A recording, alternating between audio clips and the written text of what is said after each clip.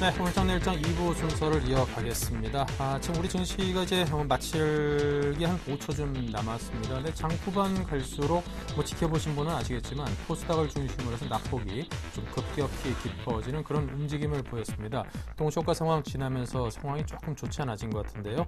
자, 지금 막 장이 마쳤습니다. 지금 지수가 뜬 것 같은데요. 지수 정리를 해드리겠습니다. 자, 먼저 지수부터 볼까요? 네, 1800선이 깨졌죠. 장 후반 남기고 몇 분 안 남기고 계속해서 좀 빠지기 시작하더니 결국 1798.98로 23.85포인트가 내린 채 장을 마쳤습니다. 코스피 1.31% 하락세입니다. 수급을 보겠습니다. 외국인이 2,612억 원을 팔았고요. 기관이 그나마 768억, 개인이 1,800억대 매수세를 보여줬군요. 코스닥입니다. 코스닥이 일부 진행하고 있는 중반부터 많이 빠지기 시작하더니 결국 12.2포인트까지 내려갔습니다. 508.67까지 내려앉았고요. 네, 외국인이 441억 원이나 굉장히 많이 팔았군요. 원달러 환율 3.3원이 오르면서 1,158원입니다.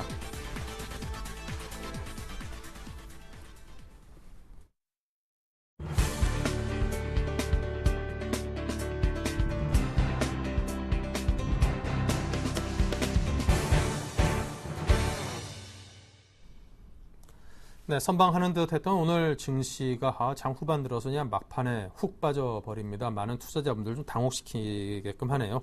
자, 메리츠증권증권 은성민 센터장님을 연결해서 이런저런 질문을 여쭤보도록 하겠습니다. 안녕하십니까? 예, 안녕하십니까? 네, 먼저 이번 주 체크해야 될 일정과 코스피 예상 밴드부터 듣고 싶습니다. 예, 우선 아무래도 지난주에 이제 버냉키 의장이 양적 완화 축소에 대한 언급을 한 상황이기 때문에 이제 본격적으로 미국 경기가 회복 국면에 진입했는지 이와 관련된 이제 경기 관련 지표들이 정치에 영향력을 키울 수 있을 것으로 보고 있기 때문에 이번 주에 발표될 신규 주택 판매 데이터라든지 주택 가격 지수, 실업수당 청구 건수라든지 시카고 PMI 이와 관련된 경제 지표들을 좀 눈여겨봐야 될 것 같고요. 오늘 지금 종가가 지금 1800이 깨지긴 했는데 코스피 예상 밴드는 1800포인트는 바닥이라고 생각을 하고 있습니다. 1800에서 한 1930 정도로 반등하지 않을까 이렇게 판단을 하고 있습니다. 네. 자, 오늘도 하락세로 장을 마쳤습니다. 1800선 내줘버리고 이러다 코스닥도 500선까지 내주는 거 아닌가 이런 염려가 됩니다. 이런 급락세는 언제까지 지속될까요? 글쎄요, 지금 심리적으로는 굉장히 위축될 수밖에 없는 상황인데, 지금 지난주 양적 완화 축소 가능성 이슈도 있었고, 이와 맞물려서 이제 중국 PMI가 부진하면서 중국 경기 부진에 대한 우려감이 이제 증폭이 되면서 지금 투자 심리가 급락을 보이고 있는 상황인데요. 일단 지금 밸류에이션 상으로 지금 접근할 수밖에 없다고 생각을 하고 있는데, 일단 지금 PBR 100 한 1900포인트 정도 수준이니까 그 이하에서는 여전히 주식 측면에서는 굉장히 매력적이라고 생각을 하고 있고요. 이러한 투자 심리 위축이 조금 완화가 된다면 지수는 반등할 수 있다고 생각을 하고 있고, 작년에 한 1750포인트까지 빠졌었는데 작년 7월하고 비교해 봤을 때는 지금 상황이 굉장히 그때보다는 좋다고 생각을 하고 있습니다. 그런 측면에서 본다면은 1800포인트에서는 주식을 살 수 있는 구간이 아니냐. 이번 주를 고비로 해서 다음 주부터는 시장은 좀 반등하지 않을까 이렇게 판단을 하고 있습니다. 네. 자, 외국인이 다시금 좀 매수세로 전환해 줄 수 있을까요? 어떻게 내다보십니까? 일단 지금 외국인 매도 물량은 사실 뱅가드 물량이 7월 3일에 종료되기 때문에 그 시점부터는 좀 완화될 걸로 봤었는데 지난주에 이제 베넌키 의장이 양적 완화 축소를 언급을 하면서 지금 신흥국 시장에서 일시적으로 선진국으로 이제 자금이 유출이 되면서 외국인 매도세가 좀 강화되고 있는 모습인데 지금 연초 이후로 보면 외국인 한 10조 정도 파는 상황이기 때문에 지금부터는 추가적으로 외국인의 매도세가 강할 것으로는 보고 있지 않습니다. 지금 외국인이 좀 계속해서 지금 팔고는 있지만은 기관들이 지금 신규로 이제 자금 유입이 이루어지면서 기관이 좀 버팀목 역할을 하고 있고 결국은 외국인이 지금 들어오기 위해서는 지금부터는 이제 경기가 회복되는지 경기 데이터가 지금 긍정적으로 나타나기 시작한다면은 외국인이 재차 유입되지 않을까 생각을 하고 있고 특히 이제 중국 경기가 좀 회복이 된다면은 외국인이 재차 신흥국으로 매수 유입되지 않을까 이렇게 판단을 하고 있는데 앞으로는 지금 외국인의 매도 강도는 좀 둔화될 수 있다고 생각을 하고 있고요. 좀 길게 놓고 본다면은 이번에 양적 완화 조치 자체가 결국은 채권에서 주식으로 자금이 이동될 수 있는 환경을 만들었다는 측면 그리고 단기적으로는 신흥국에서 선진국으로 자금 유출이 되겠지만은 여전히 신흥국이 경제 회복 속도라든지 밸류에이션 측면에서 매력적이기 때문에 좀 시간이 좀 지난 이후에는 다시 신흥국으로 재차 유입될 가능성이 높다 이렇게 판단을 하고 있습니다. 네. 자, 그렇다면 다가오는 EU 장관, 재무장관 회의 등등 과연 시장에 대한 회복 기대감을 주는데 성공할 수 있을까요? 일단 미국은 지금 양적 완화 규모를 연내 축소를 하고 내년에는 이제 중단을 하겠다고 언급을 했지만은 그와 반면에 유로존은 지금 부진한 경기 회복을 위해서는 기존의 긴축 정책을 포기하고 경기 부양 정책으로 정책 스탠스를 변화시킬 가능성이 굉장히 높다고 생각을 하고 있습니다. 이번 EU 재무장관 회담에서도 그와 관련된 논의가 이루어질 거라고 생각을 하고 있고요. 그런 측면에서 본다면은 유로존은 여전히 지금 경기가 부진한 상황이기 때문에 경기 부양 정책을 통해서 이러한 경기 부진 여파를 타개할 가능성이 높고 이런 부분들이 조금은 주식시장에 좀 긍정적으로 작용하지 않을까 이렇게 판단을 하고 있습니다. 네. 자, 미국 달러화가 좀 강세를 보이고 있고 우리 환율도 오늘 좀 올랐습니다. 여전히 좀 상승으로 방향을 잡고 가는 듯한데요. 자, 우리 수출주의 향방은 어떻게 점치고 계십니까? 일단 뭐 단기적으로 수출주 측면에서 놓고 보면은 원화가 지금 약세 기조를 달러가 강세로 가면서 원화가 약세 기조로 가기 때문에 수출주에는 좀 긍정적으로 볼 수 있는데요. 이번 좀 전에도 말씀드렸지만은 이번 양적 완화 축소하면서 이제 자금 이동이 어떻게 이루어지는지 이러한 부분에서 좀 긴 안목에서 볼 필요가 있다고 생각을 하고 있는데 지금 글로벌 금리들이 조금씩 오르고 있고 큰 흐름에서 보면은 이제 채권에서 주식으로 자금을 이동할 수 있는 여건이 마련됐다고 생각을 하고 있습니다. 물론 단기적으로는 지금 미국 양적 완화 축소에 대한 우려감으로 인해서 신흥국에 이제 풀린 돈이 미국 시장으로 이동하면서 달러 강세, 인무증 통화 약세 국면 이러한 국면이 당분간 좀 지속이 되겠지만은 좀 전에도 말씀드렸지만은 선진국보다는 여전히 신흥국이 경기 회복 속도라든지 밸류에이션 측면에서 매력적이기 때문에 재차 신흥국으로 자금 유입이 될 가능성이 높다고 생각을 하고 있습니다. 단기적으로는 달러 강세, 원화 약세 이러한 흐름으로 이어지겠지만은 하반기로 갈수록 원화도 점진적으로 강세 흐름으로 가지 않을까 생각을 하고 있고요. 수출주 측면에서 본다면은 지금 엔화 약세 기조가 다시 좀 부각되고 있는 모습인데 이러한 부분이 달러 강세로 인해서 좀 더 완화되면서 수출주한테는 좀 더 긍정적으로 작용하지 않을까 이렇게 판단을 하고 있습니다. 네. 자, 삼성전자를 제외하고 시총 상위 종목들이 오늘 일제히 약세를 보였습니다. 어떤 대응을 해야 된다고 보십니까? 지금 결국은 이제 시가총액 상위 종목들이 이렇게 빠진 이유는 이제 외국인들이 매도할 때 가장 쉽게 빠져나갈 수 있는 유동성이 풍부한 기업들이 코스피에 있는 대형주라고 생각을 하고 있고요. 뭐 삼성전자, 갤럭시포 판매 부진에 대한 우려감이 있지만은 그러한 부분들보다는 외국인이 지금 매도할 때 쉽게 유동성을 확보할 수 있는 부분이 삼성전자라든지 뭐 자동차나 이런 대형주들이 상당히 유리하기 때문에 이런 종목들이 좀 많이 빠졌다고 생각을 하고 있고요. 지금 뭐 삼성전자를 비롯해서 이런 국내 대형주들의 펀더멘털이나 기업 실적이 주가가 이렇게까지 빠질 만큼 약하다고 생각지는 않고 있습니다. 오히려 하반기부터는 실적 개선이라든지 업황이 회복 이런 걸 고려한다면 좀 점진적으로 개선될 수 있다고 생각을 하고 있고 최근에 이제 국민연금을 비롯해서 연기금들이 이제 자금 집행 계획을 갖고 있는 상황이고 지금 최근에 외국인들이 대형주를 많이 팔면서 대형주 관련된 종목들이 많이 빠진 상황인데 수급적인 측면에서 굉장히 부담이 적다고 생각을 하고 있습니다. 이런 측면을 고려한다면은 지금 대형주들은 매수할 시점이 아니냐 이렇게 판단을 하고 있습니다. 네. 자, 끝으로 변동성이 큰 시장 속에서 주목해 볼 만한 종목 어디를 꼽으십니까? 일단 시장부터 먼저 말씀을 드리면요. 지금 양적 완화 축소에 대해서 지나치게 시장이 베어리시하게 접근을 하고 있다고 생각을 하고 있습니다. 이 코멘트 자체를 유동성 축소로만 해석을 하고 있는데 이러한 부분은 사실 경기가 회복이 된다는 전제하에서 유동성을 축소한다는 언급이기 때문에 이 부분에 대해서 지나치게 부정적으로 접근할 필요는 없다고 생각을 하고 있고요.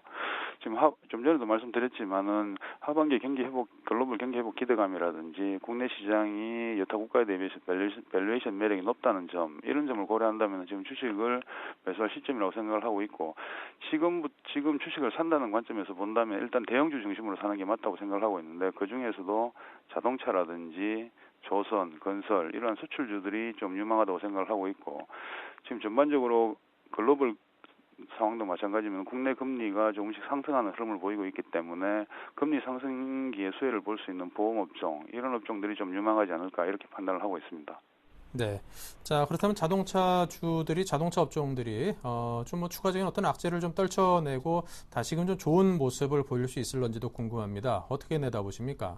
최근에 자동차들이 이제 엔화 약세에 대한 우려감으로 많이 급락을 한 상황인데요. 근데 실질적으로 엔화 약세로 인한 영향은 굉장히 제한적이었고 국내 자동차 업체들 실적들도 작년 4분기를 바닥으로 해서 회복될 가능성이 굉장히 높다고 판단을 하고 있습니다. 그리고 하반기로 갈수록 자동차 판매량이라든지 기업 실적 측면에서는 좀 우호적인 흐름으로 가지 않을까 생각을 하고 있고, 환율에 대한 우려감이 좀 지나치게 반영이 됐다고 생각하는 이유가 국내 자동차 업체들의 지금 제품 경쟁력이 굉장히 높아진 상황이고, 또 한 가지는 지금 생산 기지 현지화를 많이 시켰기 때문에 환율에 대한 영향은 과거에 대비해서는 굉장히 낮아진 상황입니다.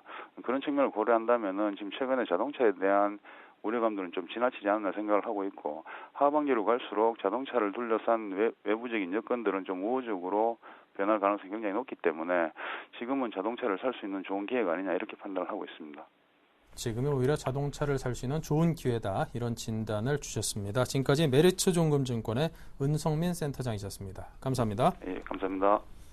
네, 이어서 오늘장 수급 분석해 보겠습니다. 샘플러스의 김현금 멘토입니다. 안녕하세요. 네, 안녕하세요. 네, 오늘 수급과 업종별 특징이라면 장 후반에 짧은 시간에 많이 빠져가지고 좀 놀랐습니다. 예, 그렇습니다. 양시장 모두 긴 음봉, 장대 음봉을 좀 형성을 하면서 마무리가 됐습니다. 특히나 이제 코스닥 쪽 같은 경우가 장 후반에 더 크게 좀 하락을 하면서 상당히 투자들이 조금 어려운 국면에 좀 들어가는 그러한 모습인 것 같습니다. 이러한 시장의 흐름은 일단은 좀 하방의 압력이 좀 추가적인 하방의 압력이 더 있다고 보여집니다. 결론적으로 투자자들 같은 경우에는 현금을 보유하고 있다면 그대로 현금을 좀 보유하시는 전략이 맞을 것 같고요. 현재 지금 밸류를 논하면서 매수의 관점으로 얘기하기에는 시장 상황이 상당히 좀 녹록치 않은 상황인 것 같습니다. 보여지는 그대로 보시다시피 현재 시장이 상당히 가파르게 내려왔기 때문에 반등은 주어지게 될 겁니다. 반등은 주어지게 될 테지만 시장의 현 구간에서 어떤 향후의 긍정적인 면을 논하면서 매수의 관점으로 얘기하기는 좀 어려운 구간인 것 같습니다. 상당히 보수적으로 좀 접근을 해야 되는 그런 시기인 것 같고요. 그래서 현금을 보유하고 계신 분들은 현금 보유가 가장 좋은 지금 현재 전략이라고 생각이 들고요. 저가 매수에 가담하는 부분들은 추후에 안정화된 이후에 나중에 조금 더 비싸게 사더라도 안정화된 이후에 매수를 하시는 게 좋을 것 같고요. 차트로 보고 판단하는 부분 별 의미는 없습니다만 현재 이러한 흐름은 하방으로 1750포인트까지도 좀 열어둘 수 있는 그러한 흐름이라고 보여지기 때문에 상당히 하방의 압력이 좀 더 있는 상황이다, 이렇게 좀 보여집니다. 좀 더 구체적으로 좀 수급적인 부분을 살펴보면 오늘 같은 경우 지금 외인들 같은 경우 오늘도 매도를 했습니다. 2,400억대 매도를 했는데요.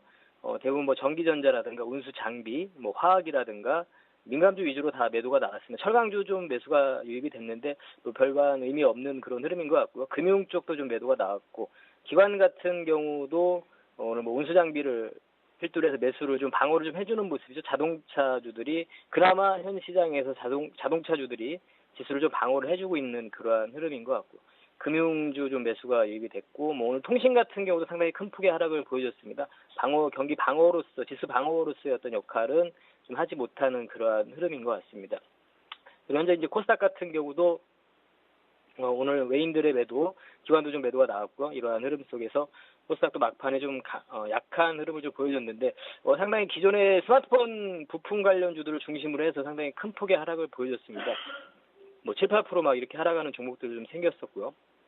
그래서 현재 지금 IT 쪽이 상당히 좋긴 하다, 이렇게 그 부분밖에는 없습니다. 이제 실적적인 부분이 그렇기 때문에.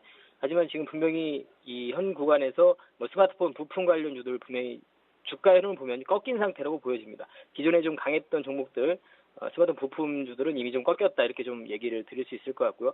그나마 지금 OLED 쪽, AM OLED 쪽이 견조한 흐름으로 상승 좀 시도하고 이러한 모습을 좀 보여줬는데, 오늘 같은 경우 그러한 모습도 상당히 실망감을 주는 모습으로 상당히 긴 음봉을 맞으면서 좀 하락을 하는 모습입니다. 그래서 현 구간에서 어떠한 섹터로서 매수의 추천을 드리기는 상당히 좀 어려운 구간인 것 같습니다. 오히려 현 구간에서는 남북 경협 테마라든가 이런 쪽만이 매매를 할 수 있는 구간이 아닌가 생각이 들고요.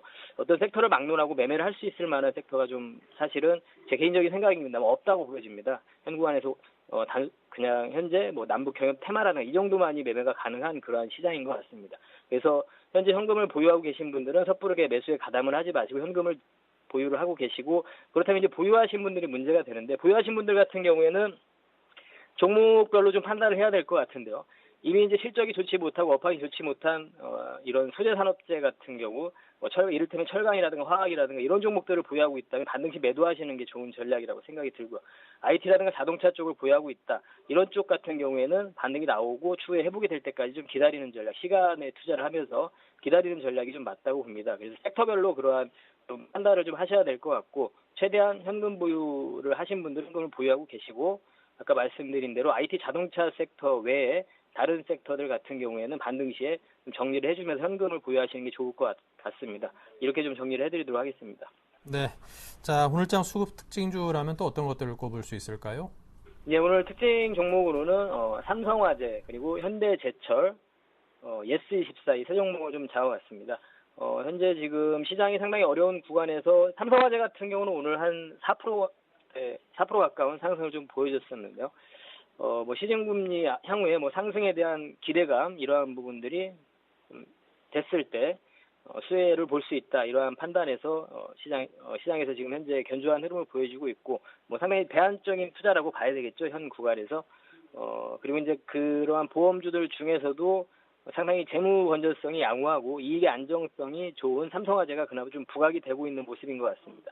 수급적인 부분 당연히 외인들의 매수는 좀 유입되지 않습니다만, 최근에 이제 기관의 매수가 유입이 되고 있고, 오늘 같은 경우는 외인들의 매수가 좀 유입이 됐네요. 연기금에서 계속 집중적으로 매수를 하고 있습니다.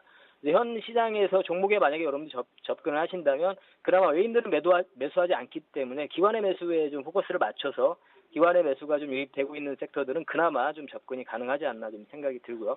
그래서 이 보험주 같은 경우는 현재 이러한 어려운 구간에서 좀 단기적인 관점에서 어느 정도 좀 매매는 좀 가능하다, 이렇게 좀 보여집니다. 시장이 좀 어려운 상황이라면 혼자서만은 갈 수 없다고 생각이 들고요. 아마 기관의 매수가 계속 강하게 유입이 되고 있기 때문에 그나마 기관 매수 정도의 의미를 좀 둘 수 있을 것 같습니다. 그리고 이제 두 번째 종목은 현대제철 종목인데요. 예전에 말씀드린 대로 이러한 소재산업재, 철강이라든가 화학 쪽 같은 경우에는 저가 매수에 가담하는 것도 좀 반대 의견을 드리고 싶고, 보유자들 같은 경우에는 반등 시마다 비중 축소를 하고 매도 의견을 좀 드리고 싶습니다. 현대제철 같은 경우 오늘 한 장중에는 한 2, 3%대 반등을 줬었던 것 같은데요. 이러한 부분들 기술적인 반등이라고 좀 봐야 될 것 같고, 의미 있는 반등의 흐름이다 볼 수는 없을 것 같습니다. 보유자들 같은 경우에는 반등 시 비중 축소 의견을 좀 드리고 싶고, 이쪽 같은 경우는 향후에 중국 시장의 회복이 선행이 돼야지만이 살아날 수 있는 그러한 섹터죠. 이제 현재는 상당히 어려운 국면에 들어섰다, 이렇게 좀 보여지고요. 수급적인 부분을 확인을 해봐도 매도를 지속을 하고 있습니다. 오늘 외인들의 매수 일부 유입이 됐습니다만 크게 의미를 부여할 수는 없을 것 같고요. 지속적인 이 메이저들의 수급적인 부분이 이탈이 돼가고 있다, 이런 부분을 보자면 향후에도 반등의 흐름 정도밖에 보여줄 수 없는 그러한 모습이라고 판단이 됩니다. 그래서 반등 시마다 좀 이러한 섹터들은 비중 관리 좀 해주셔야 될 것 같습니다. 그리고 세 번째 종목으로 이제 예스24라는 종목인데요. 오늘 장중에 좀 상승을 시도했다가 코스닥 시장이 막판에 하락을 하면서 이 종목 또한 영향을 좀 받으면서 하락이 됐습니다. 하반기에 좀 실적 개선 기대감으로 상승을 좀 시도를 했었고요. 향후에 비도서 부분, 그러니까 티켓 관련이라든가 여행 관련이나 이런 쪽이 되겠죠. 이러한 쪽에서 공연 라인업이 4분기에 집중이 돼 있기 때문에 향후에 실적 개선이 좀 기대가 되고 있고, 최근에 주가가 좀 하락했던 이유를 보면 디지털 교과서 표준안 발표가 연기가 됐습니다. 그래서 그러한 부분 좀 영향을 받았었는데, 향후에 이런 중기 관점에서 정책적인 부분이 다시 한번 언급이 좀 된다면 탄력적으로 상승을 좀 시도할 수 있는 종목이라고 보여집니다. 현재 지금 시장에, 물론 이제 코스닥 시장에 영향을 안 받을 수는 없는 종목입니다. 하지만 그러한 안에서도 이런 성장의 스토리라든가 실적이 기반이 되고 어떤 모멘텀, 이 종목 또한 이제 정치적인 모멘텀이 있기 때문에 그러한 부분들을 고려한다면 충분히 현 시점에서 트레이딩은 좀 가능하다, 이렇게 좀 보여집니다. 정리를 세 종목을 삼성화재, 현대제철, 예스24 이렇게 특징 종목으로 말씀드리고, 시장에 대한 부분은 아까 좀 말씀드린 대로 상당히 좀 보수적인 관점에서 접근을 할 필요가 있다고 생각을 합니다. 저가 매수에 가담을 하기에는 현 구간이 상당히 어렵지 않나. 한 번에 어떤 품매가 나타나는 그러한 현상을 겪어야지만 시장이 안정화되고 다시 한번 상승을 시도하는 구간이 되지 않을까 보여집니다. 그러한 시기는 7월달 정도가 돼야지만이 좀 나타나지 않을까 좀 보여집니다. 이상입니다. 네, 잘 들었습니다. 지금까지 샘플러스의 김영근 멘토였습니다. 감사합니다. 네, 감사합니다.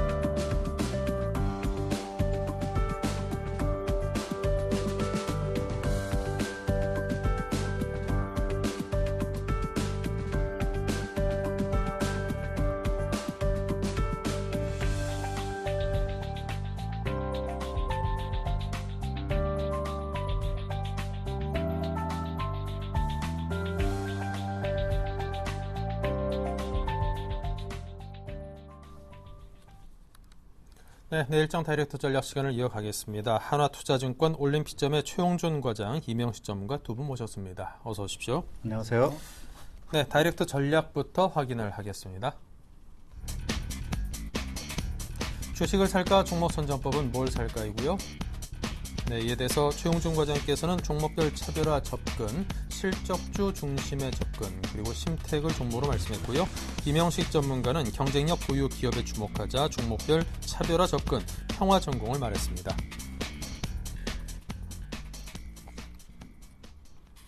네, 먼저 종목별 차별화 접근을 말씀하시는 최 과장님 말씀부터 시작하겠습니다. 예, 지금 시장이 오늘 1,800을 좀 깬 상황입니다. 사실은 이제 시장 흐름들이 뭐 저번 주에 말씀드렸지만 뭐 뱅가드 관련 이슈들이 있었고요. 근데 6월 초쯤에 제가 이제 시장에 대해서 말씀드리면서 6월 둘째 주, 셋째 주 흔들릴 수 있다. 근데 그 이제 버닝키 이슈 이후에 방향성이 하락적으로 간다고 하면 조금 더 출렁거릴 가능성에 대해서 언급을 드렸습니다. 지금 그런 부분들이 시장이 좀 작용하고 있다고 보시면 될 것 같고요. 지금 현재 이제 버냉키 쇼크에 대한 그런 부분들이 조금 아셔야 될 부분들이 버냉키에 대한 부분들이 가장 우려가 됐던 부분들이 QE3 양적 완화 규모가 축소됨으로 인해서 시장이 자금 이탈할 수 있는 부분이 있냐, 근데 그런 부분에 영향을 미친 상황입니다. 근데 그 부분은 이제 5월 말부터 진행이 됐는데 지금 막바지 국면에 오는 측면에서 환율이나 그런 기타 흐름들이 약간 불안정성으로 갖고 오면서 좀 투매를 갖고 왔다 보여지고 있고요. 지금 QE3가 뭐 양적 완화 규모가 종료된다고 해서 그 부분들이 실질적인 출구 전략을 시행은 아니기 때문에 출구 전략 시행 같은 경우는 금리 인상의 경우에 해당하는 부분들입니다. 하지만 지금 시장에서는 그동안의 유동성으로 끌어왔던 부분들이 있기 때문에 단기적으로 출렁거리는 부분이 있다고 보여지고 있고요. 이제 외국인들 자금 이제 흐름들을 보게 되면 오늘 같은 경우 흐름 보면 대형주에선 삼성전자에 좀 집중됐던 흐름들을 여전히 보여주고 있는 상황입니다. 그리고 이제 코스닥 관련 업종들 보게 되시면 차트상으로 많이 깨져 있지만 투신권이 매도한 종목들을 외국인들이 반대로 사고 있는 종목들을 존재를 하고 있습니다. 그렇기 때문에 지금은 차트상으로 이제 깨진 부분 종목들도 존재하지만 깨졌다고 해서 무조건 이 종목이 좀 갈 수 있는 가능성이 있다. 그렇게 보시면 안 될 것 같고요. 향후 투매 나온 이후에 이제 수급의 흐름 가능성 그런 것들을 좀 지켜봐야 되는 상황을 보셔야 될 것 같습니다. 지금 현재 오늘 이제 주가 흐름도 이제 1,800이 다시 깨졌던 흐름들인데요. 일단은 1,800선 구간이라고 하게 되면 펄이라든지 PBR 구간에서 보게 되면 금융위기 당시보다는 낮은 수준입니다. 하지만 지금 흐름들이 보게 되시면 환율 흐름을 보고 말씀드릴 수가 있는데 원달러 환율이 1,150원 이상 계속 올라가면서 이제 원엔 환율과 그동안 엉뚱했던 부분들이 원달러 환율이 계속 올라갔는 부분이 있다. 근데 여기서 추가적인 상승의 여지가 그동안에 이제 위험선이라고 했죠. 1200 근처에 좀 박스권 상단 근처까지 좀 왔기 때문에 좀 그런 우려도 조금 이제 작용했다고 보여질 수 있고요.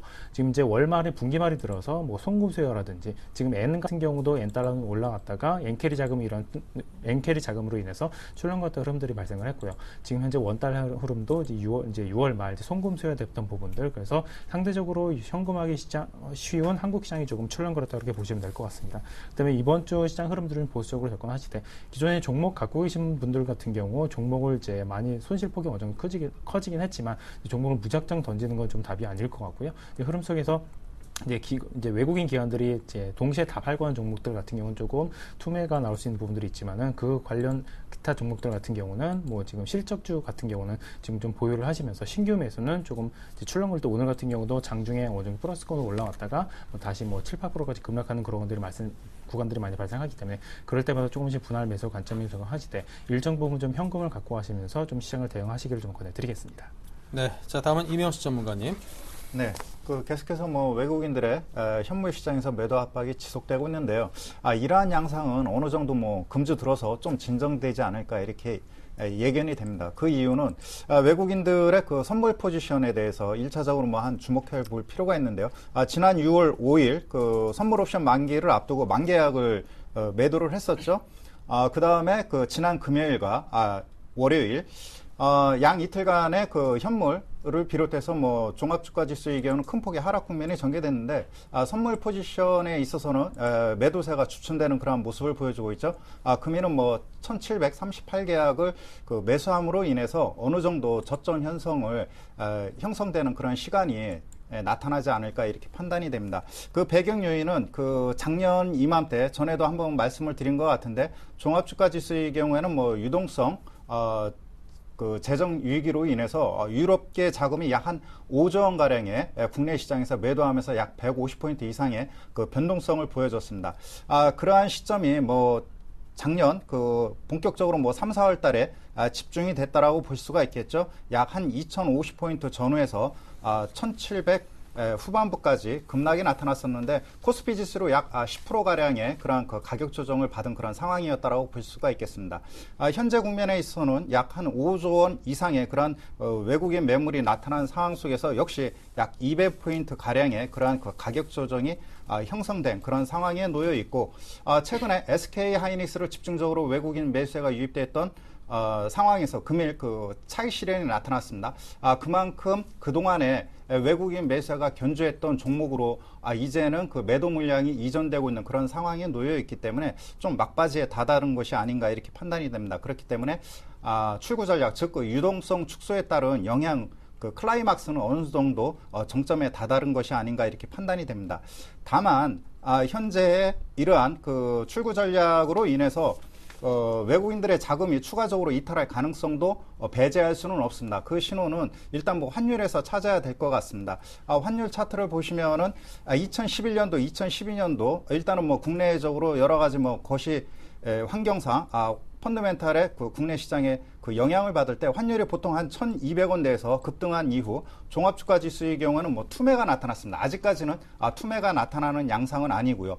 중요한 것은 환율이 그 금일 1,160원대를 돌파를 했습니다. 그렇다면은 약간의 그러한 그 시장 변동성 구간은 당분간 지속된다라고 봐야겠죠. 그렇기 때문에 현재 구간 1,150원을 돌파한 현재 시점에서는 코스피 저점을 그 매수하거나 그 다음에 펀더멘탈 측면, 그 다음에 저평가 메리트가 있다고 해서 먼저 대응하는 것보다는 여러 가지 지표들을 확인한 후 대응해도 늦지 않을 것으로 보여집니다. 중요한 것은 환율이 계속해서 상승 추세에 놓여 있기 때문에 환율 상승이 진정되는 시점에서 다시 한번 포트폴리오를 짜고 시장에 재접근하는 그러한 그 보수적인 접근이 필요한 상황이라고 보실 수 있겠습니다. 네, 계속해서 종목 선정법으로 넘어가겠습니다. 실적주 중심으로 보자고요. 네, 지금 실적주 위주로 좀 말씀드리고 있는데요. 이제 기존의 실적들 갖고 있는 종목들 같은 경우 적절히 좀 차익 실현도 해가시라 좀 말씀드렸습니다. 오늘 이제 저번 2주 전에 제가 갖고 왔던 종목의 경우도 오늘 시초가인 목표가 근처까지 왔다가 다시 하락하는 흐름이 연출이 됐는데요. 그렇기 때문에 지금 현재 흐름은 단기적으로 접근하시는 종목들 같은 경우는 방망이를 짧게 잡고 접근하시되 중장기적으로 접근하시는 종목들 같은 경우 어차피 지금 현재 시장 흐름상에서 어차피 이제 깨지지 않고 이제 계속 상승 흐름 타는 종목들은 거의 지금 없다고 보시는 게 맞을 것 같고요. 그렇기 때문에 종목 이제 투매라고 제가 아까 초반에 말씀드려서 보면 전 종목에 걸쳐서 다 투매가 발생하는 그런 부분들은 아니고요. 종목별로 투매가 현재 발생이 진행됐던 종목들도 있고 아직까지 발생이 안 된 종목들도 있는 상황들입니다. 그렇기 때문에 기관 쪽에서는 투신권에서 매도세가 많이 나온 종목들 같은 경우 투매가 어느 정도 진행이 됐다고 보시면 될 것 같고요. 그리고 외국인들이 사고 있는 종목들 같은 경우는 오히려 바닥권에 근접했다 이렇게 보시는 게 맞을 것 같습니다. 지금 현재 2분기 실적에 대한 부분들이 제가 2분기 이제 실적에 대한 부분들이 2분기 실적이 거의 이제 하향 조정폭이 상당히 진행이 됐다고 말씀드렸는데 뱅가드 매도 물량 그리고 이제 원달러 환율 이제 진정 흐름들이 조금 낙폭이 커지면서 그 이제 하향 조정폭이 한 10에서 20% 정도 지금 더 다운이 된 상황입니다. 지금 주가 흐름이 그러한 기타 흐름들을 다 반영을 하고 있는 상황들이기 때문에 향후 지금 현재 이번 주 이제 자금 이탈 부분 되면은 중국 시장을 비롯해서 다 기타 신흥 시장 쪽에서 자금이 많이 이탈을 하고 있는데 그 이탈을 하는 시점들이 뱅가드 이슈로 인해서 이제 월말 이제 시험금 수요 이런 부분들이 다 이제 맞물려 있는 상황이고요. 마지막으로 뱅가드 매도 물량 나온 부분까지 이 세 가지 이슈들이 다 같이 맞물렸던 상황에서 한국 시장 같은 경우는 지금 현재 이제 중국 시장의 영향을 받는데 중국 지표 같은 경우도 이제 지난 이제 구매자 관리 지수라든지 기타 지수들이 50선을 하회하는 움직임을 보여왔는데 뭐 예상치 한 49 정도로 예상했지만 오히려 47, 46 이 정도로 막 낮게 나오면서 시장이 그런 부분들을 어느 정도 충격을 보여줬다고 보여지고 있고요. 지금 시장에서 이번 주 같은 경우에서 국내 시장 흐름들이 조금 이제 반대의 움직임 보여주려고 하게 되면 어차피 외국인 매도나 그런 부분들은 이제 유동성 충격에서 어느 정도 진행이 됐지만 막바지 국면에 조금씩 다다르고 있다고 보여지게 되면은 일단 27일날 발생되는 이제 국내 같은 경우는 이제 경상 추지 이제 발표되는 부분도 지켜봐야 되는 상황입니다. 지금 외국인 매도세가 발생되고 이제 주가가 많이 빠진 상황에서도 경상 추지가 나온 부분들이 일정 수준이 일단 나오게 되면은 외국인들이 다시 한번 매수로 돌아서는 구도 존재한다고 보여지고 있고요. 여전히 이제 중국 시장 흐름들을 실적주 위주로 접근을 하실 때 조금씩 방망이를 짧게 잡고 접근하시고요. 이제 현금 갖고 계신 분들은 이제 한꺼번에 다 접근하지 마시고 조금씩 시점을 봐가시면서 시장을 좀 접근을 하셔야 될 것 같습니다. 네. 자, 이명수 전문가님의 종목 선정법은 종목별로 좀 차별화 접근을 하자라고 하십니다. 시장에서 이럴 때일수록 종목 선정이 중요한 때다 이렇게 이해를 해보면 될 듯한데요.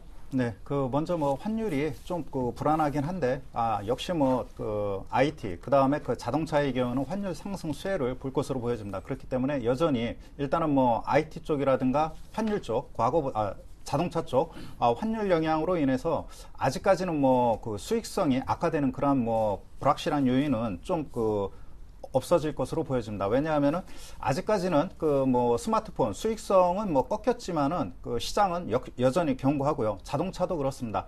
지금 뭐 도요타 자동차를 비롯해서 일본 업체들이 상당히 추격을 하고 있는데 미국이라든가 브릭스 시장 아직까지는 견조합니다.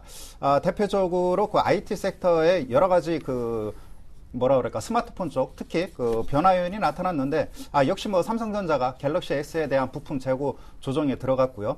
그러나 그 갤럭시 노트 3에 집중할 것으로 보여집니다. 또한 현재 그 일부 그 프리미엄 제품에서 보급형 쪽으로 계속해서 제품을 그 세분화하게 다양하게 접근하고 있기 때문에 수익성은 다소 감소할 것으로 보여집니다. 그러나 장비 업체들의 경우 특히 6세대 아몰레드에 대한 투자가 집중적으로 이루어지고 있기 때문에 IT 섹터 이번에 뭐 어느 정도 가격 조정 이후 재상승이 이루어질 가능성이 크겠고요. 자동차 섹터의 경우는 뭐 여전히 안정적인 흐름이 전개되고 있죠. 금일도 뭐 현대차가 선방해주는 모습을 보여주고 있고요.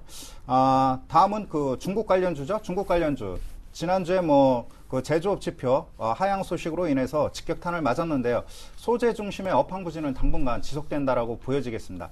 그럼에도 불구하고 일단은 뭐 계속해서 중국이 그 경기 부양을 할 수밖에 없는 그런 상황에 놓여 있기 때문에 하반기에는 계절적 요인도 있고요. 그렇기 때문에 가격 조정은 약간 좀 둔화되지 않을까 이렇게 판단이 됩니다. 그러나 중국 업체들이 뭐 원료라든가 중간 제품을 그 수입하는 그러한 뭐 가공 무역에서 현재는 뭐 그 글로벌 경영을 하고 있는 그러한 그 상황으로 현재 그 뭐랄까 많이 발전을 했습니다. 예를 들어서 뭐 통신업체인 ZTE 같은 회사는 뭐 전 세계적으로 특허 보유수가 뭐 그 등록 특허 보유수가 최근에 세계 1위를 달릴 정도로 무섭게 국내 기업들을 추격하고 있기 때문에 IT 섹터 안심할 단계는 아니다라고 보여지고 마찬가지로 이쪽 그 뭐라 그럴까 화학 섹터, 소재 섹터의 경우에도 중국 관련 기업들이 추격이 만만치 않습니다. 그렇기 때문에 경쟁력 있고 그러한 그 펀더멘탈 현금 유동성이 풍부한 종목으로 일단 압축을 해야겠고요. 다음 중요한 것이 뭐 내수용 방어주인 것 같습니다. 최근에 그 내수 관련주의 경우 1분기 실적 분기점을 중심으로 해서 가격 조정이 지속되고 있는데 금일은 뭐 농심 같은 종목의 경우는 반등을 했지만 SK텔레콤은 반대로 그 외국인 매수에도 불구하고 금일 큰 폭의 하락 국면이 나타났습니다. 그만큼 수급도 혼조 국면이 나타나고 있고 업황 섹터별로 상당히 뭐 펀더멘탈 그 다음에 그 가격 메리트가 있다고 해서 뭐 반등하는 것이 아니라 상당히 좀 혼란스러운 그런 상황이 계속되고 있다라고 볼 수가 있겠습니다. 이러한 요인은 특히 코스닥 시장 기간에 그 수급이 이탈되면서 혼조 양상이 상당히 그 진행되고 있죠. 이틀 연속 순매수했다가 금일은 또 매도하는 양상이 반복되고 있고 특히 금일 같은 경우는 뭐 서울 반도체의 경우 무려 뭐 7% 가까이 급락하는 그러한 그 가격 조정이 나타나고 있기 때문에 좀 시장이 혼란스러운 그런 상황에 놓여 있다라고 볼 수가 있겠습니다. 그럼에도 불구하고 시장이 어느 정도 진정된 이후에는 펀더멘탈이 그 갖춰진 그런 종목군으로 일단은 뭐 시장은 먼저 반등되지 않을까 이렇게 판단이 됩니다. 네. 자, 그렇다면 이제 종목에 대한 이야기를 나눠보겠습니다. 최용준 과장님의 심택은 어떤 점이 장점입니까? 네, 심택 제가 IT 관련주들이 지금 이제 접근하시기가 많이 까다롭다고 말씀드렸었는데요. 그렇다고 하면 지금 시점에서 IT 관련주를 접근을 한다고 하면은 저퍼주 위주로 좀 접근하시기를 좀 권해드리겠습니다. 제가 말씀드리는 IT 관련주에서 저퍼주라고 말씀드린 부분들은 퍼 10배 이하 주식들입니다. 퍼 10배 이하 주식들 중에서 향후 이제 성장성이나 그런 부분 했을 때 조금 다시 나올 수 있는 부분 해서 제가 심택을 갖고 나왔었고요. 일단 차트 흐름 보고 간단히 일단 말씀드리겠습니다. 차트 흐름 보시면 제가 이제 5월 중순쯤에 한번 말씀을 드렸었고요. 이제 매수 이제 어느 정도 급락이 나온 이후에 다시 올라섰던 흐름 속에서 이제 5월 중순 이후에 다시 한번 이제 그 자리로 좀 빠졌던 부분들인데 심택 종목에 대해서 말씀드린 뭐 반도체 및 통신기기용 뭐 인쇄 회로 기판을 만드는 업체인데 지금 최근 낙폭가대로 상승을 했다가 다시 또 빠졌던 부분이지만 1분기 실적에 대한 부진도 어느 시장이 반영이 됐던 부분들이고요. 아무래도 지금 IT 관련주들이 2분기 실적에 대한 부분도 조금 부정적으로 인식을 하다 보니까 좀 말씀드린 부분들인데 지금 현재 종목들 중에서 그래도 양원 흐름들을 갖고 있는 종목들을 보게 되면 이제 반도체 관련 업종들 중에서 장비 업종들 조금 양호하게 흐름들을 갖고요. 그리고 다시 한번 반도체 부품 업종들도 한 차례 좀 양원 흐름을 가져왔습니다. 그 때문에 지금 현재 흐름들도 조금 이제 심택 같은 경우는 다시 한번 올라설 수 있는 구간이 발생할 수 있다고 보여지고 있는데요. 일단은 이제 오늘 같은 경우도 이제 외국인 기관 쪽 매물이 나와서 조금 빠졌었는데요. 일단 투자자들 매매 동향을 간단히 말씀드리면 오늘 같은 경우는 보시면 아시겠지만은 외국인 기관 쪽에서 매도 물량이 나왔었는데 외국인 매도 물량은 좀 나왔었는데 투신공 같은 경우 상당히 적었던 부분들이고 오늘은 어차피 이제 코스닥 관련주들이 같이 다 빠졌기 때문에 거의 편승해서 좀 빠졌다고 보시는 게 조금 맞을 것 같고요. 다시 한번 빠졌다고 하게 되면 지금 연기금 매수도 들어오고 난 이후에 상당 부분 한 10일 이상 이제 들어오지 않았던 흐름들이기 때문에 연기금 매수 흐름들도 다시 한번 들어올 수 있는 가능성이 있다. 지금 현재 흐름 속에서 지금 연기금 같은 경우가 이제 매수가 계속 들어오냐 마냐 가장 시장에서 이슈가 되고 있는 부분들인데요. 지금 어차피 지금 종목들 같은 경우 지금 1800선 이하 그리고 지금 코스닥 시장 흐름들도 지금 주봉이라든지 월봉, 일봉상으로 예전에 4월 말에 많이 급락했다 올라왔던 9구간까지 내려왔던 흐름들이기 때문에 그렇게 된다고 하면은 연기금이 다시 매수할 수 있는 가능성을 언급을 드린다고 하면은 이제 저퍼주 위주의 이제 코스닥 업종 중에서는 상대적으로 실적이 저평가된 종목 위주로 다시 한번 들어올 수 있는 가능성이 있다. 그런 부분도 언급을 드리고요. 지금 현재 반도체 업황들이 지금 상승 사이클에 여전히 진입했던 부분들인데 지금 시장 흐름이 조금 넘어놓았던 부분들, 삼성전자로 비롯된 IT 관련주들이 조금 매도가 진입했던 부분들이 시장에 좀 영향을 미쳤다고 보시면 될 것 같습니다. 제가 심택을 갖고 나는 이유가 삼성전자 흐름을 간단히 보고 말씀드리면 삼성전자 지금 외국인 매도나 그런 부분들이 상당히 진입이 됐지만은 연기금이라든지 기타 지금 장기성 자금들은 들어오고 있는 상황입니다. 그렇다고 하면은 지금 삼성전자가 갖고 계신 분은 홀딩을 하셔야겠지만 지금 삼성전자가 어느 정도 이 선에서 어느 정도 진정된다는 흐름 속에서 향후 이제 IT 관련주들이 다시 들어올 수 있는 가능성을 좀 언급을 드린다고 하게 되면은 이제 저평가된 주식인 좀 심택으로 좀 접근을 하시면 될 것 같고요. 이제 타츠 흐름상으로 다시 보고 말씀드리면 지금 오늘 이제 종가는 이제 9,100원 선에서 마감을 했고요.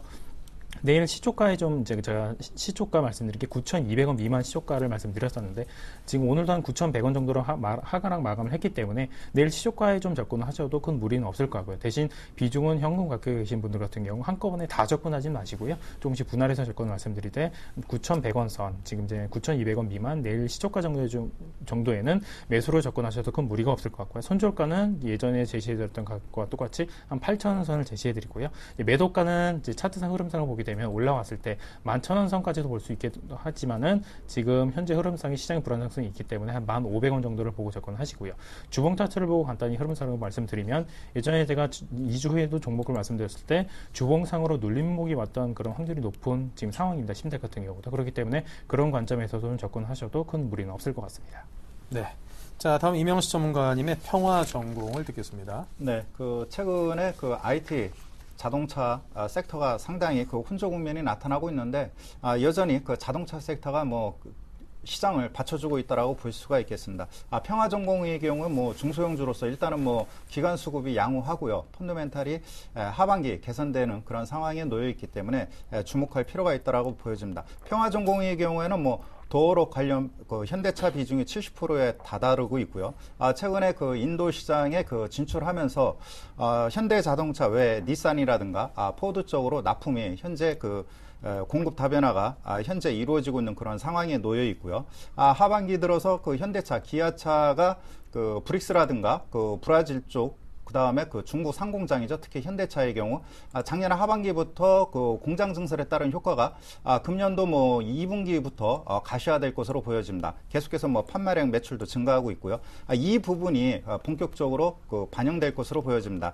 2012년도부터 단행된 그런 현대차의 신차에 최근에 신제품에 맞는 그런 제품 개발이 완료됨으로 인해서 더욱더 이러한 신제품 자동차 출시에 따른 부품 수요 증가 이러한 요인들이 긍정적으로 작용할 것으로 보여지고 특히 환율 상승 요인이 특히 수익성 개선에 큰 요인으로 작용할 것으로 보여집니다.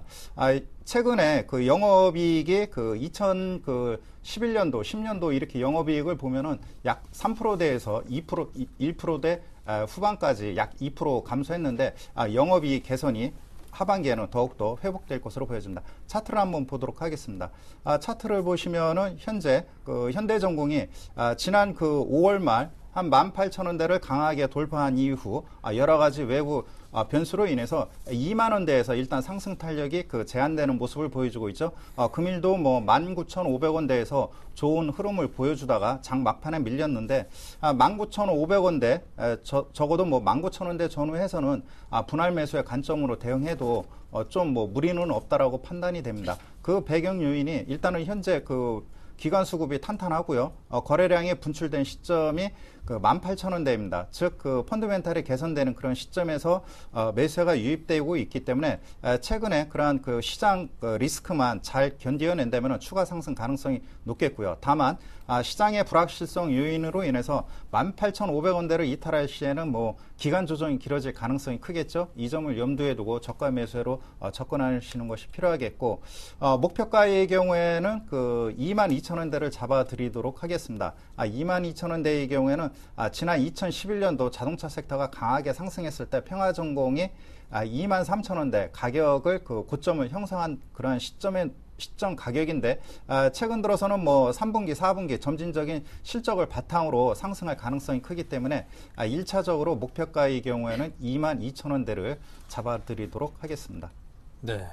자, 계속해서 AS를 해볼까요? AP 시스템 최 과장님이 추천하신 이후에 목표가를 달성을 했습니다. 예, 오늘 이제 AP 시스템이 제가 그때 한 11,500원 선 근처에서 좀 매수를 말씀드렸고요. 그때 이후에 13,000원 오늘 아침에 도달을 했다가 사실상 이제 금요일 날도 한번 이제 도달을 했었고요. 오늘 같은 경우 시초가에 좀 도달을 했다가 다시 좀 빠졌던 흐름들인데요.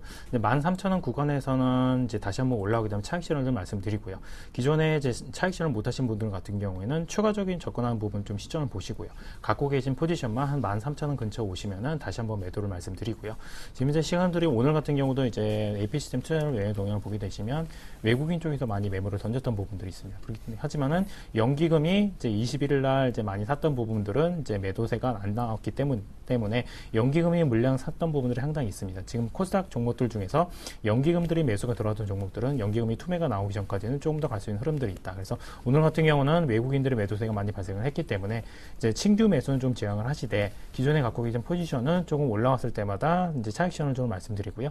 AP 시스템을 제가 그때 다시 한번 추천드렸던 이유가 이제 반도체 업황으로 이제 턴을 한다 하게 되면은 뭐 워닝 IPS랑 뭐 AP 시스템이랑 투트랙으로 이제 한 종목이 상승폭이 크면 그 다음 종목이 상승폭이 크고 이런 흐름들로 계속 연출이 된다고 말씀드렸고요. 지금 오늘 같은 경우는 이제 어차피 지금 AP 시스템뿐만이 아니라 다른 업종도 같이 다 빠졌기 때문에 향후 이제 내일 이제 오늘 이제 종가가 중요한 흐름이 아니고요. 이제 내일 모레 이제 향후 흐름들이 어떻게 이어지는가 그런 걸 좀 중요하게 지켜봐야 될 포인트이시고요. 신규 매수 같은 경우는 다시 한번 지금 뭐 내일 같은 경우 추가적으로 하락을 해서 만약에 주봉상의 흐름을 봤을 때 다시 한번 주봉상의 눌림목 구간이 저번에 말씀드렸던 11,500원 선에 다시 한번 내려온다 하고 하게 되면 매수 접근하시되 수급이나 그런 부분도 좀 보시면서 좀 시장을 대응하셔야 될 것 같습니다. 네. 자, 다음은 이명식 전문가님의 광동제약 이 종목들도 뭐 여타 대부분의 종목들이 좀 그렇습니다. 하락세에 놓여 있는데요. 네, 그 손절가로 제시해드린 6,500원대가 중요한 그 분기점인데요. 금일 한 6,700원대에서 일단 마무리가 됐습니다. 외국인의 약 한 10만 주 가량의 그 매도세가 나타났죠. 그러니까 이러한 배경 요인은 최근에 광동제약이 그 농심으로부터 그 제주 삼다수 먹는 샘물 이 판매가 1분기부터 그 반영이 됐습니다. 최근에 농심이 백두산이라는 뭐 브랜드 먹는 샘물을 가지고 치열한 그러한 그 시장 공방이 이루어지는 그런 양상에 놓여 있다라고 볼 수가 있겠습니다. 그럼에도 불구하고 일단 뭐 중국 시장에 진출함으로 인해서 그 부분이 어느 정도 효과가 발휘될 가능성이 크겠고요.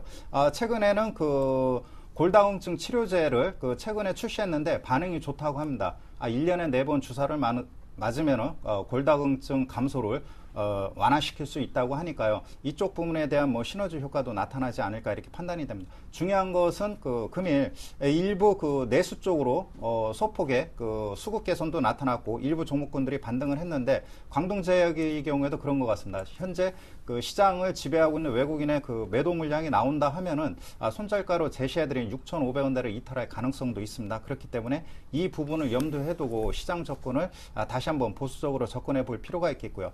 중요한 것은 뭐 광동제약이 연간 그 매출액이 한 3,500억 중반에서 금년도의 경우는 뭐 4천억대 후반까지 계속해서 뭐 매출액이 증가하고 있는 그런 추세에 놓여 있기 때문에 성장주로서 다시 한번 지켜봐야 되는 그런 종목이라고 볼 수 있겠습니다.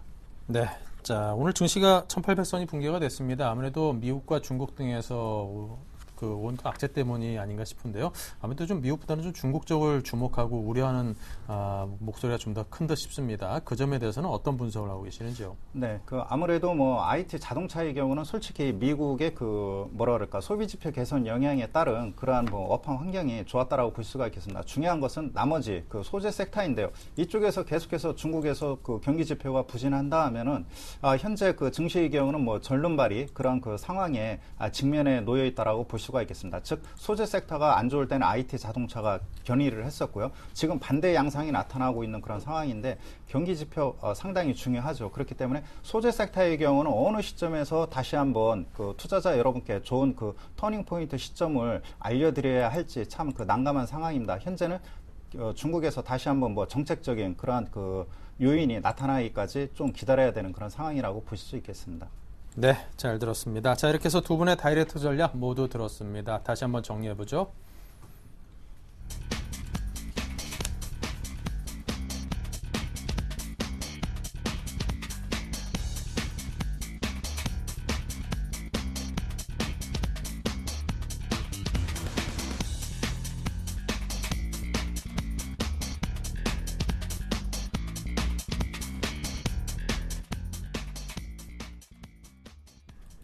네, 자 이렇게 해서 오늘의 다이렉트 전략은 최용준 과장, 임영식 전문가 이 두 분을 모시고 아주 깊이 있게 들어봤습니다. 오늘 말씀 감사합니다.